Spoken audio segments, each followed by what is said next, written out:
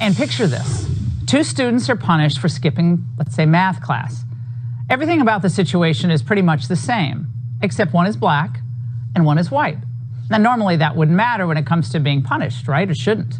Well, not according to the Clover Park School Board in Washington State. They just adopted a new policy of what they're calling culturally responsive discipline. To look at, are you dispersing discipline across the ethnicities, the racial groups equitably, right? So are you disciplining African American boys more than you're disciplining white boys, right? So are you paying attention to all of that in your data? What are their backgrounds, ethnicity, that sort of thing can be. In other words, similar transgressions may not mean similar punishments. Joining me now is Cynthia Garrett, education activist, founder of Cynthia Garrett Ministries, author of I Choose Victory. Cynthia, the year is 2022, and we are now, it seems, his own words, introducing race-based considerations in discipline. What on earth is going on here?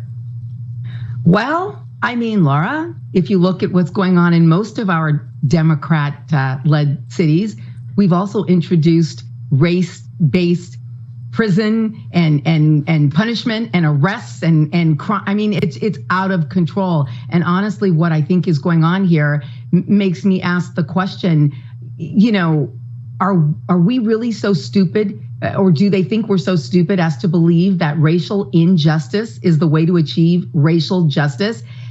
Justice in and of itself is about equality in administration, not about inequality. If you and I commit a crime, we deserve the same punishment. And I'll even go you one further. I'll give the other side their argument that, well, but maybe this person was poor, maybe this person wasn't loved enough, maybe this person this, maybe Will Smith really lost it and was dealing with a lot at the Oscars. I'll give you the argument. The reality is it does not matter. Children mimic what they see. If we allow them to see the unfair treatment of anyone, black, white, brown, any color, then they're going to grow up confused and in a world of division. And that's honestly what this party wants. It wants us divided. Now, Cynthia, another Washington State school board member tried to justify this policy. Watch.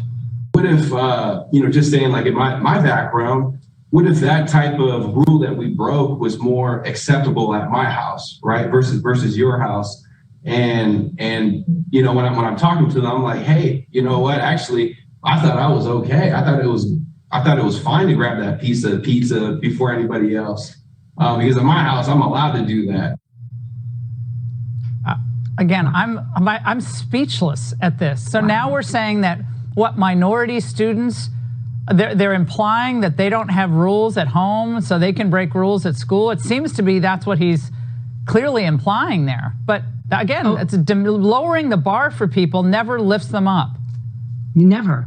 It's so demeaning, Laura. It makes me so angry as a mom, as someone who mentors into the lives of children and their children. It makes me angry because what are we really trying to say here? I mean, I'm looking at a room full of white liberals. Arguably, Malcolm X is right. Maybe they are extremely dangerous to the cause of actually the elevation of black people. Because what are we telling? What do they want us to tell little white children?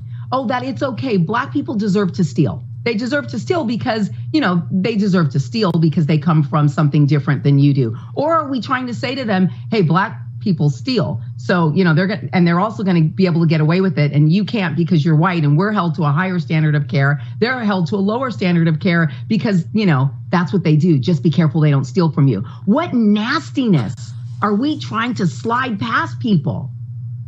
Cynthia, I know everybody wants you to just one line on Will Smith. I'm so tired of the whole story, but one line or a couple lines on Will Smith.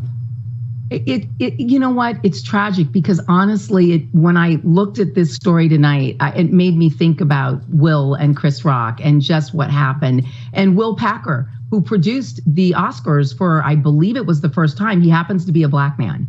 And if I'm not mistaken, and I look at actually the administration of justice unfairly.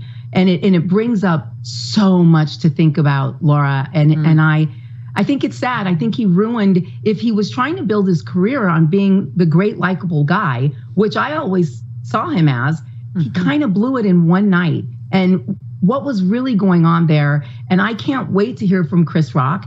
And honestly, I've been amazed at social media, because there are a lot of people who are saying, hey, you know what? He actually needs to get in trouble. If this had happened to any other Black person anyone else, who didn't have privilege and standing, they'd be arrested for assault. It was an assault and battery. Well, it would have been, someone said, it would have been more interesting if Jada had gone up there and done the slap. That would have been more theatrical. But we don't want anyone slapping anyone else. Cynthia, great to see you tonight.